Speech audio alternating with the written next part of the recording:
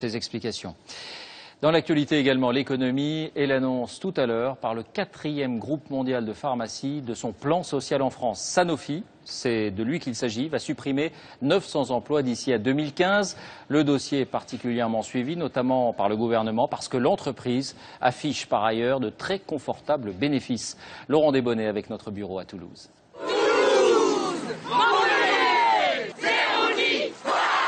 Un cas guerrier pour impressionner la direction. Depuis des semaines, les chercheurs de Sanofi se battent pour limiter la casse. Ambiance beaucoup plus résignée ce matin. Un premier couperet est tombé. Sur une vingtaine de sites, 900 postes supprimés. Et l'avenir des 640 salariés de Toulouse est incertain. Des salariés écœurés, d'autant que leur entreprise a réalisé l'année dernière 5,5 milliards de bénéfices. C'est toujours plus d'argent pour les actionnaires et puis de moins en moins pour les salariés. On ne respecte plus l'homme, c'est vraiment le financier qui est mis en avant et c'est inadmissible. C'est l'ultra-finance, quoi. Ils font de l'argent avec la santé. D'ailleurs, ils font de l'argent avec la santé, certes, mais que ça pas, nous, ce qu'on dit, c'est que ça n'arrête pas être trop loin, que ce ne soit pas au détriment des gens, que ce ne soit pas au détriment des salariés. Pas de licenciement sec, assure Sanofi, seulement des départs volontaires ou des aménagements de fin de carrière.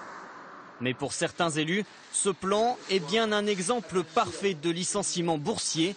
L'idée d'une loi refait surface. Je pense qu'on doit reprendre la proposition de François Hollande et d'avoir un encadrement. Et personnellement, je suis pour une loi qui permet d'éviter ces licenciements-là.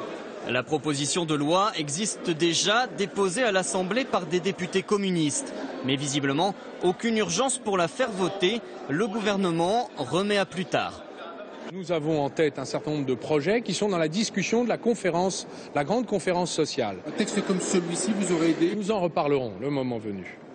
Sanofi emploie 28 000 personnes en France. L'intersyndicale prévoit une grande journée de mobilisation début octobre. Bonsoir François Langlais. Bonsoir David. Vous avez des informations, vous nous révélez ce soir le dessous des cartes de cette décision de Sanofi. C'est vrai qu'on peut se demander, au fond, pourquoi est-ce que des entreprises qui font autant de profits licencient. La réalité, c'est que les grandes entreprises vivent sous la loi de leurs actionnaires, qui veulent évidemment plus de profits, plus de dividendes, plus d'argent, et que les entreprises qui refuseraient cette loi, elles prennent le risque de ne plus avoir de financement bon marché. De plus, ces actionnaires, ils sont de moins en moins français. Les entreprises du CAC 40, les grandes entreprises, sont maintenant détenues pour moitié par des Américains, des Britanniques, des Qataris, etc. Sanofi, notre champion pharmaceutique national, il est détenu à près de 2/3 par des étrangers. Pour ces étrangers, eh bien, la France et ses problèmes d'emploi, c'est très secondaire, surtout depuis l'été, où le gouvernement a surtaxé leurs dividendes au nom du fameux redressement dans la justice.